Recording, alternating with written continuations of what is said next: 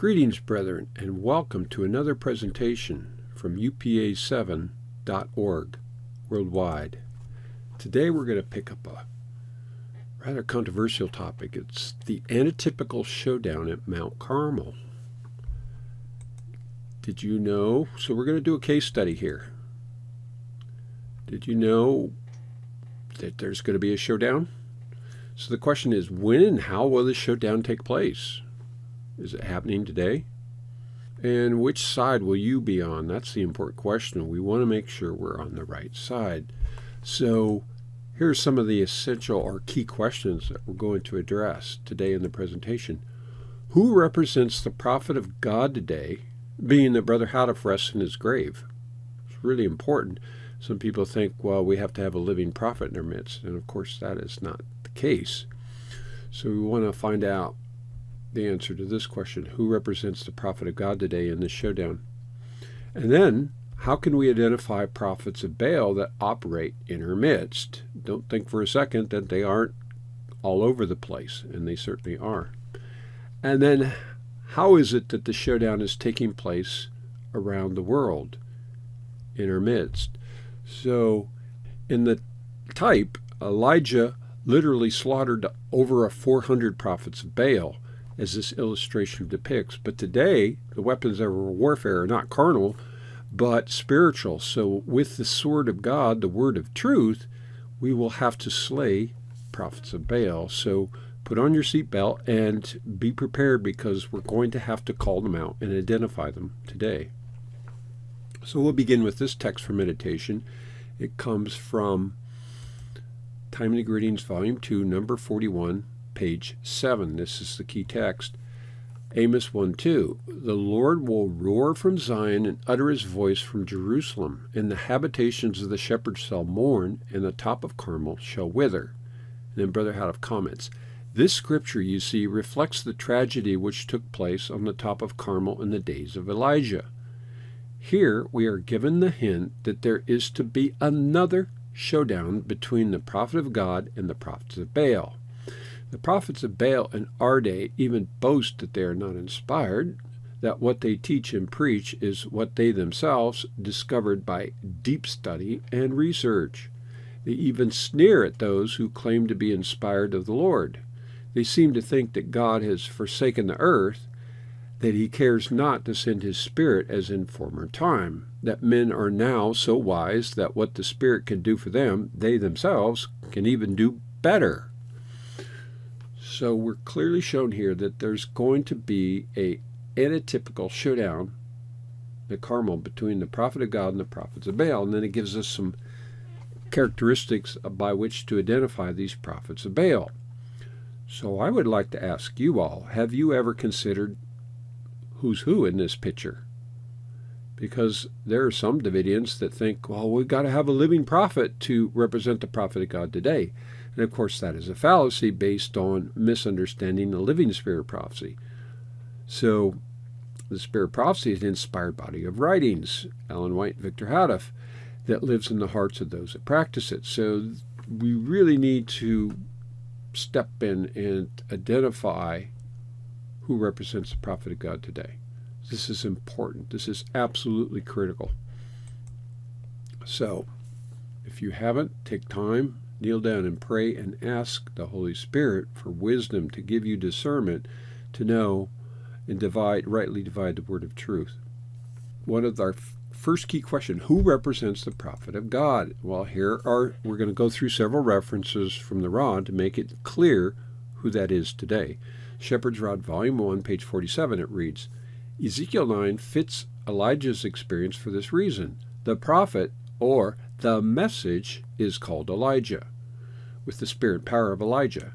The prophet Elijah thought all Israel had apostatized and that he alone was left, but the Lord said he had 7,000 men that had not bowed a knee to Baal. 7 signifies a complete or perfect number, which stands as a symbol, in this instance meaning a complete number of thousands. The complete number of the very elect is 144,000. So we too, like Elijah, think that the whole church has drifted into the world, bowed a knee to Baal. Thus, Elijah stands as a type of the 144,000 living translated saints. So we get from this passage here that the message itself is called Elijah. It's representing the prophet, and it will be ultimately carried forward by the 144,000. Next passage. Inspiration also shows that there's two levels of prophets to be recognized. This is crucial. Here's a key statement from the Book of Education, page 46. It reads, "In the highest sense, the prophet was the one who spoke by direct inspiration, communicating to the people the message which he had received from God. But the name was given also to those who, though not so directly inspired, were divinely called to instruct the people in the works and ways of God." So with this, we can see that the two pipes from the golden bowl, representing the latter day prophets, two of them, Ellen White and Victor Houteff, are called in the highest sense. But the name was also given, the name prophet was also given to those who were not so directly inspired, but were called to instruct the people of God. And that would include, in the past, the reformers like Luther and Knox, James White, other figures in the work that are not considered prophets in the highest sense, but they are also recognized as prophets to instruct the people in the works and the ways of God. So this is very important, and this helps us understand how God's prophet works today.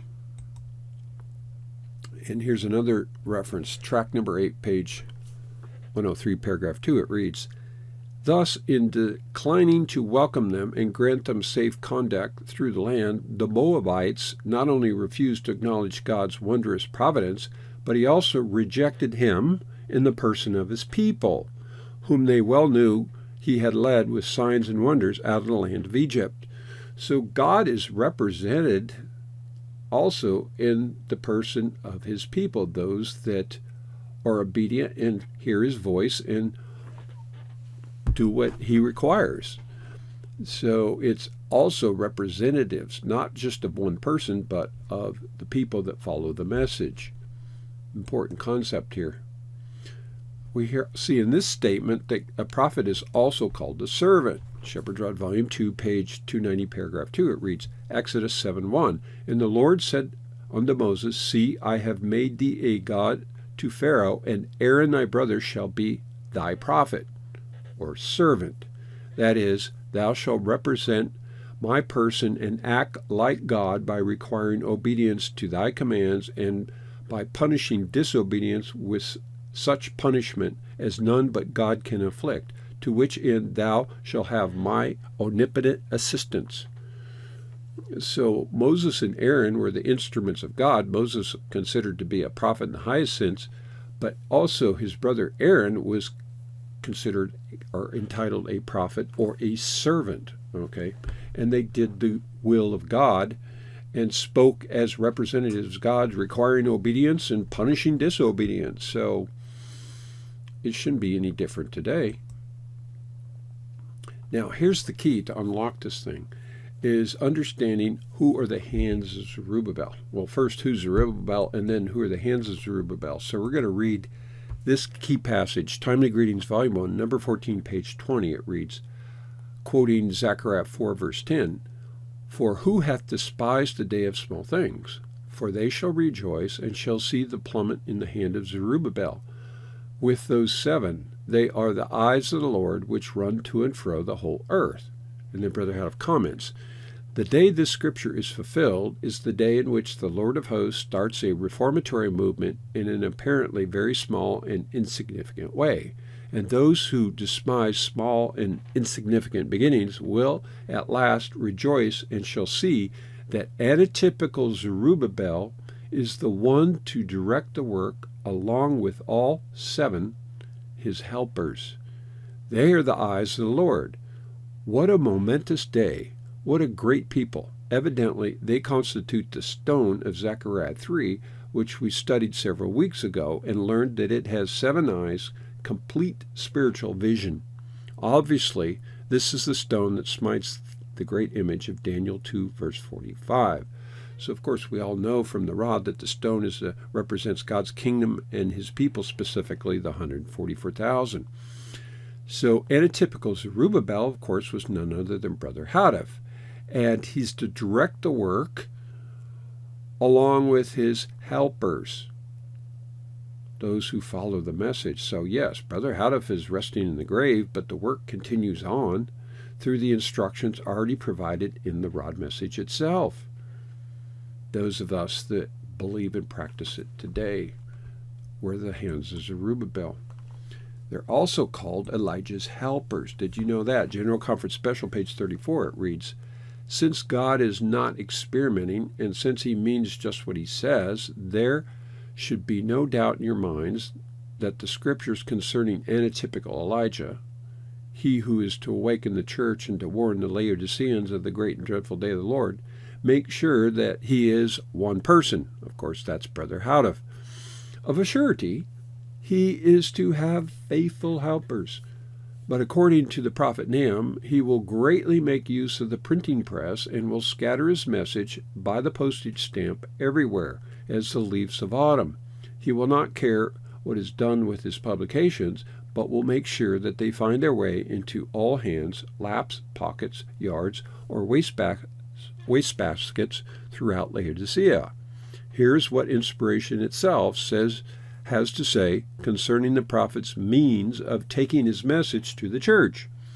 So certainly this was true while Brother Hadaf was alive, but what happened after he died? Well, the message continued on. And how did it happen? For those faithful Davidians that continue to preserve the integrity of the original message, of the original rod literature, making use of the printing press to scatter the message. And this has always been the case. God has always had faithful representatives. We've carefully documented this in many, many videos. We'll have a link in the description box below, some of those, of the history of God's storehouse, especially after the death of Brother Hadaf. God has always had somebody to preserve the integrity of the original message, and it's certainly true today. So Elijah's helpers are key in this picture to who represents the prophet of God. So let's go to this marvelous illustration, the golden bowl, showing us how we get truth from the Bible ultimately to God's church, the candlestick. So these elements are really important. There's two pipes. They're the human instrumentalities, the prophets in the highest sense, representing God's two latter-day prophets, none other than Ellen White and Victor Hadaf, who deposit the oil, the truth, into the golden bowl or the spirit of prophecy through their writings. Okay? And how do we come into play? Where do you fit into this picture? I've asked this to a lot of Davidians, and they can't even answer. And I said, we should know who we are, where we come from, and what would God have us to do. So in this picture, it's clear that the tubes which go take oil out of the golden bowl and bring it to the church are the hands of Zerubbabel, Elijah's helpers, the ministers, if you will. That's where we fit in. Okay? And what are they to do? What's their role? They draw oil from the golden bowl and feed the flock or take it to the church. It's really simple. The picture speaks clearly. So that's how the prophet of God operates today, through his representatives, the hands of Zerubbabel, Elijah's helpers. So in the showdown, we do not need a living prophet in the highest sense. What we need is faithful followers to represent the work of Brother Hadaf with strict integrity, the original shepherd's rod, not any counterfeit version. Now we get to the other side of the equation. Who represents the prophets of Baal? They're here. We need to be able to identify them. And this is a part that a lot of Davidians struggle with. So I recommend that you sit down, strap on your seatbelt, because we're going to expose them today, whether they like it or not. So back to our key reference here at Prayer Thought. Timely Greetings, Volume 2, number 47, or number 41, page 7. It says, "This scripture, you see, reflects the tragedy which took place on the top of Carmel in the days of Elijah. Here we are given the hint that there's to be another showdown between the prophet of God and the prophets of Baal. The prophets of Baal in our day even boast that they're not inspired, that what they teach and preach is what they themselves discovered by deep study and research. They even sneer at those who claim to be inspired of the Lord. They seem to think that God has forsaken the earth, that he cares not to send his Spirit as in former time, that men are now so wise that what the Spirit can do for them, they themselves can do even better. What's really interesting is this was the key where I, many years ago, was able to first identify a antitypical prophet of Baal operating right in our midst. And it's a well-known figurehead amongst Davidians. I'll reveal him shortly. But one of the characteristics is they claim at headquarters, I asked this brother, brother, when are you going to teach us how to give the basic rod studies? And the answer was, oh, well, we here at headquarters, we leave that up to the students to figure out themselves, but we here at headquarters share studies on the Assyrian Confederacy and other topics based on our deep study and research. That's a literal quote. And that's how I began to recognize that, well, what were they teaching? It turns out that they were teaching doctrines based on the new codes. So we're going to find out how the new codes is a big part of this, identifying antitypical prophets of Baal. Well, this is something that, how do you identify, a prophet, true or false? Well, the Bible gives us the answer. We should know this as Seventh-day Adventists. How do we identify a prophet of Baal? Well, there are key scriptures, and these are the ones that you should literally have memorized. First, beware of Matthew 7:15 and 16. Beware of false prophets, which come to you in sheep's clothing, but inwardly they are ravaging wolves. You should know them by their fruits. Okay, so what's the question you should be asking today of the various Davidian groups or factions? What do you publish? That's by their fruits, you'll know them. So if they're not publishing the original Shepherd's Rod, but they got some other counterfeit variation, then right there you have a red flag.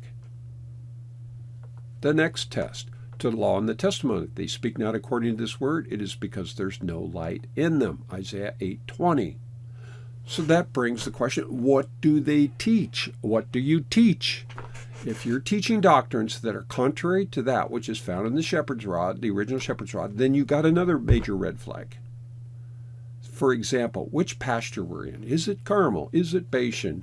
Who's antitypical King David? How many are saved alive from the church?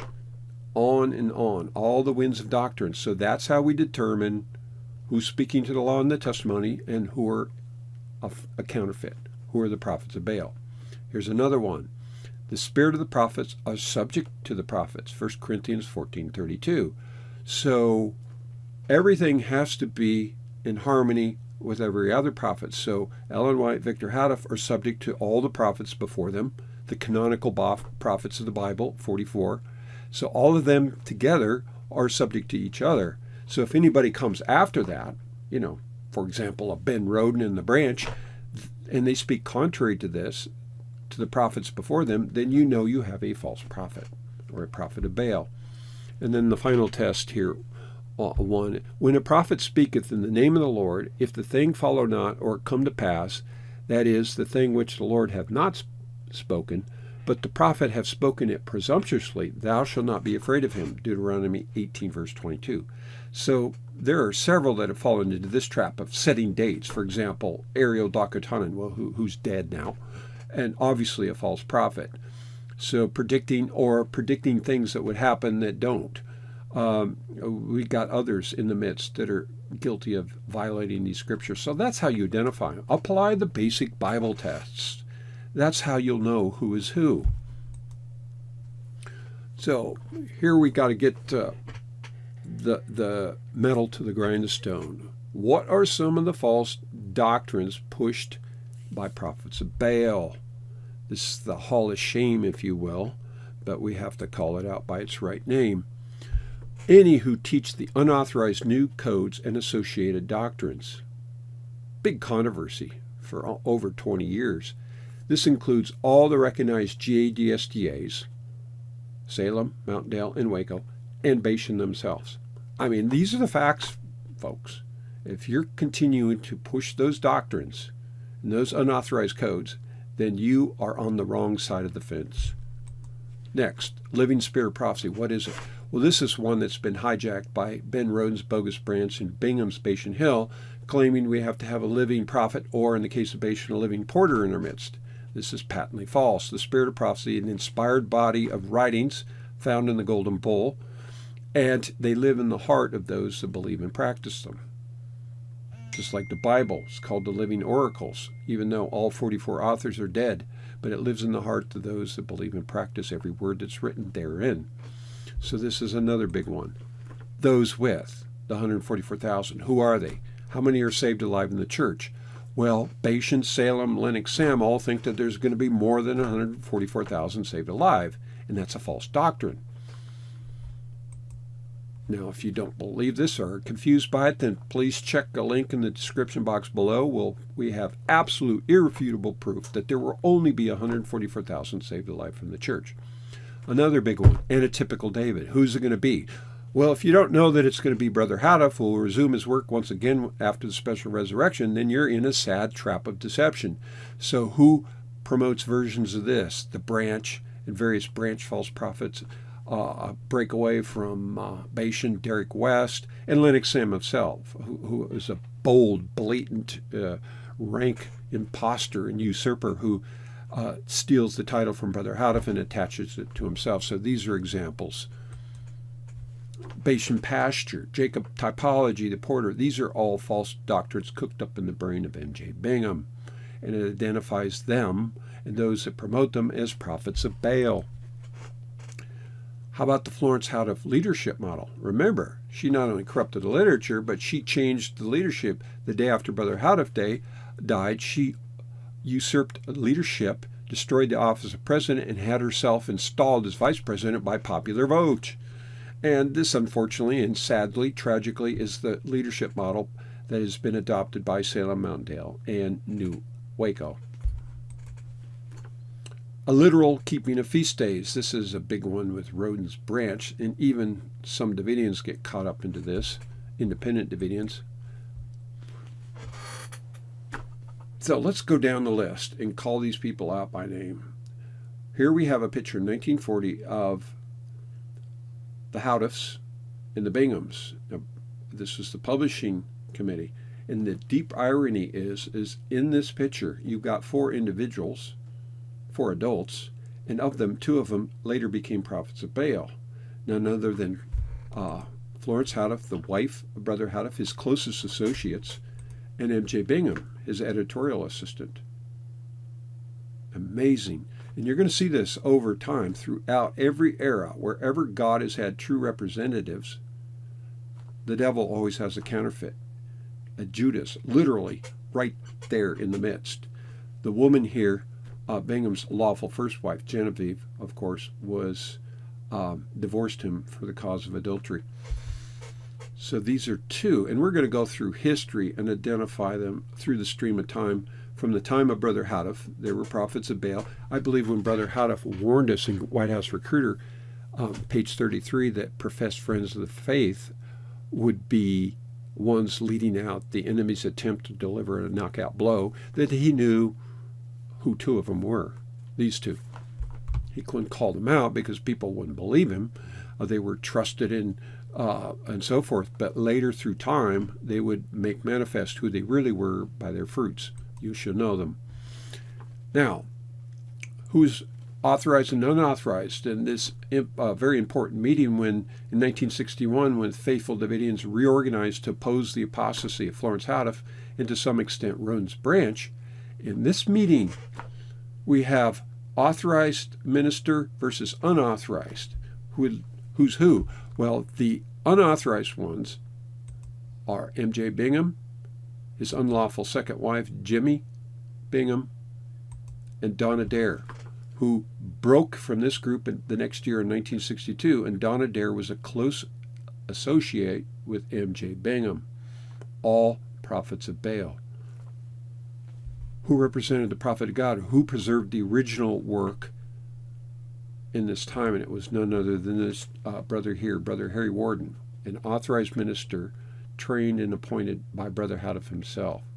So God always has a true representative, and the devil has his counterfeits in the midst of every gathering or meeting. Did women get involved? Unfortunately, yes. And of course, over here on the left, none other than Florence Houteff usurped the prophetic office and corrupted the message through a terrible legacy of running the message into the ground. Wanda Bloom in the 1970s split away and altered the artwork and the literature, started up an association, and split from Yucaipa. 1983 started up Cal Mesa. So she also had a role of corrupting the message.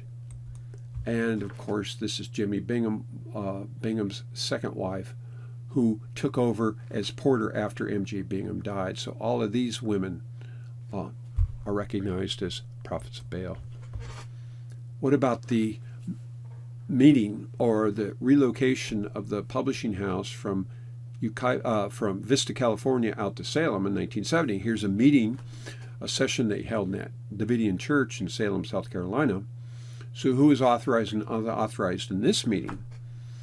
The unauthorized, under the red arrows here, Donna Dare, Sump Smith, and Erwin Reichman. Now, Donna Dare later took over this association in 1974 and has been in control of it ever since. How do we know he's a prophet of Baal? Well, I studied with Donna Dare for 9 months, and I know him well, and I know his doctrine. And he's the one that I told you in the earlier in the video, when I asked him, well, when I was studying with him, 3 days a week, face to face, I said, well, Brother Don, when are you going to teach us how to give chart studies, how to, become teachers of the message? And his answer was, oh, well, we leave that to the students. Our role here at headquarters is to do deep studies based on, for topics such as the Assyrian Confederacy and the Jonah phase of the message. Now, at the time, I didn't understand what he was talking about, but now we can look back, and he said those deep studies are the very things that come from the unauthorized new codes. He published a whole book, books on it, called The America, the 666, and all of this stuff, these unauthorized publications. He compiled the rod and added in the new codes. So that's the identifying marks of a prophet of Baal, according to 2TG 41, page 7. It was quite a shocking revelation, but it's like, there it is. He didn't claim to be inspired. He even mocked at those. He mocked at Roden. He mocked at Bingham. But God knew who he was, and he's been exposed. What about Sump Smith? A lot of people don't know him, but he was the oldest son of the Smith family that was a converts that started that Salem church under the 1930s. And he ended up following Florence Houteff and basically said, we're done giving the message to Laodicea. We'll just share the message with the world. So he also apostatized from the original rod message. And then Erwin Reichman, he joined with Wanda Bloom, starting up Cal Mesa in 1983. So, unfortunately, by their works, you'll know them. They joined in a rebellion. Who are the faithful that kept the integrity of the original message? Well, Brother Warden, who we identified earlier, all the way up into the 1970s, and then Sump Smith, who married Bonnie Smith, who was a hunter under Brother Houteff, authorized by Brother Houteff, and Sump Smith was one of the leaders of the Yucaipa Association that kept the original literature alive in the 1970s and then up until the 1980s, until they merged with Mountaindale. So once again, we see God has his helpers, or the hands of Zerubbabel, or Elijah's helpers, but the devil also has his counterfeits.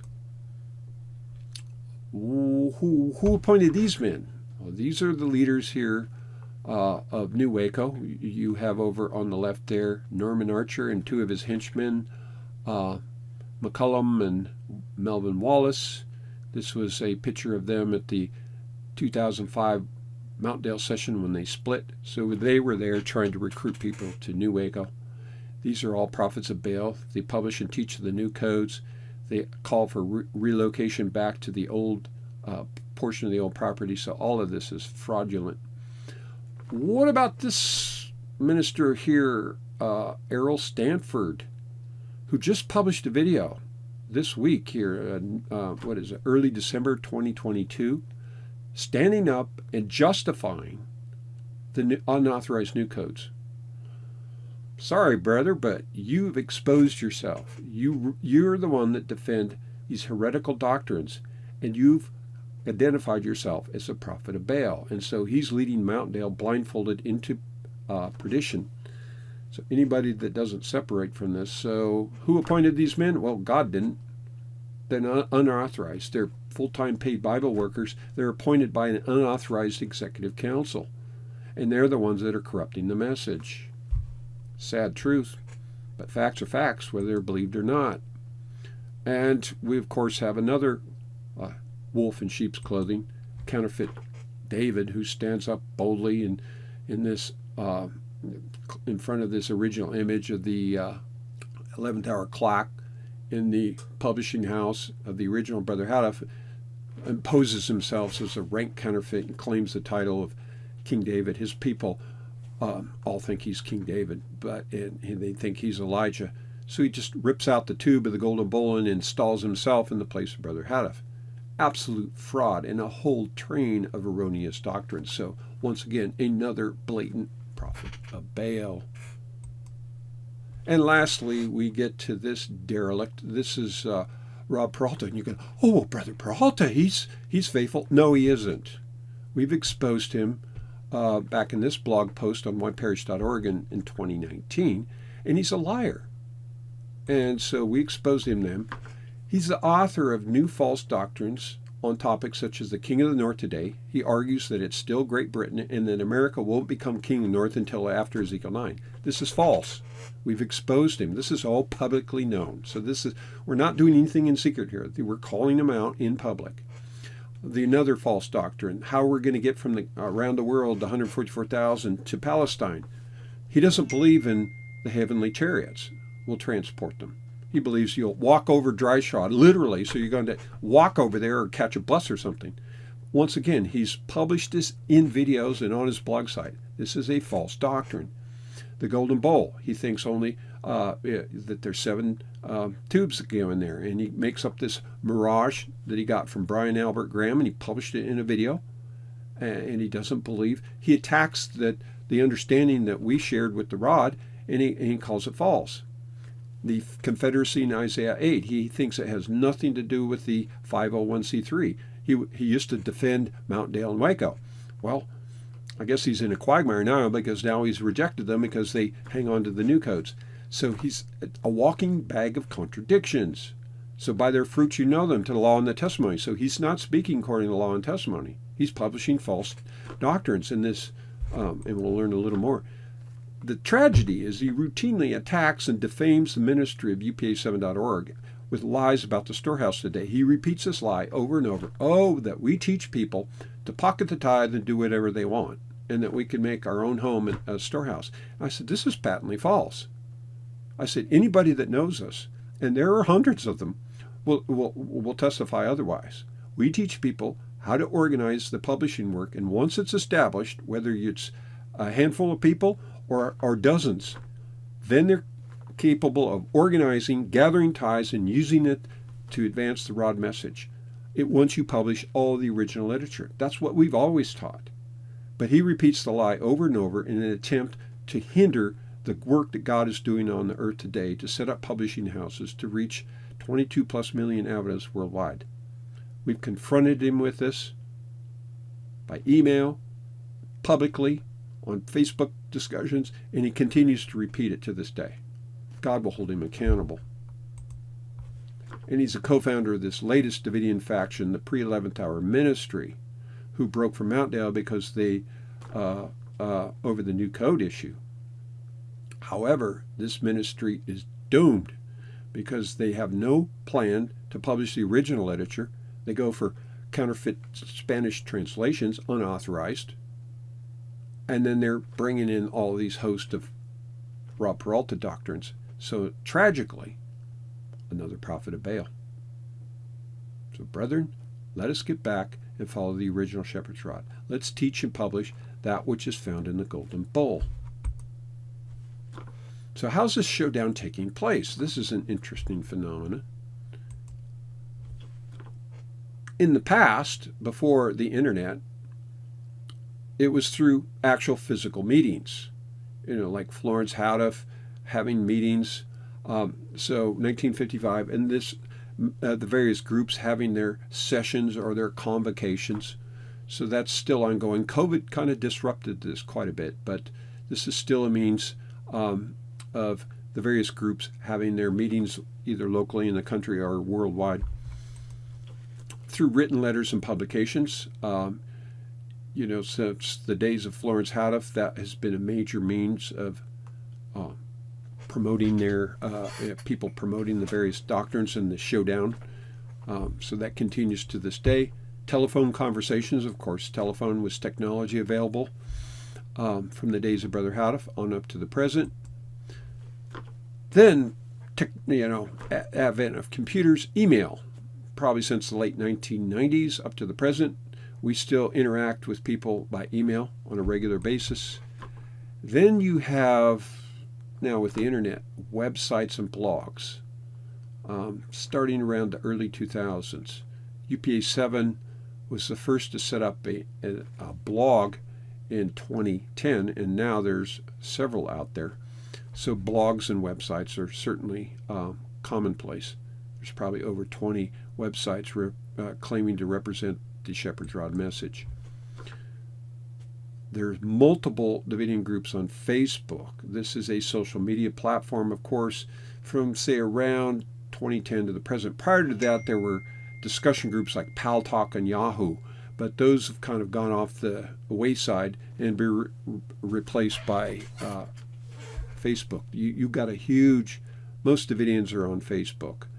We don't operate there because of the nature of Facebook being basically a government operation to mine data and spy on people. So we use other platforms.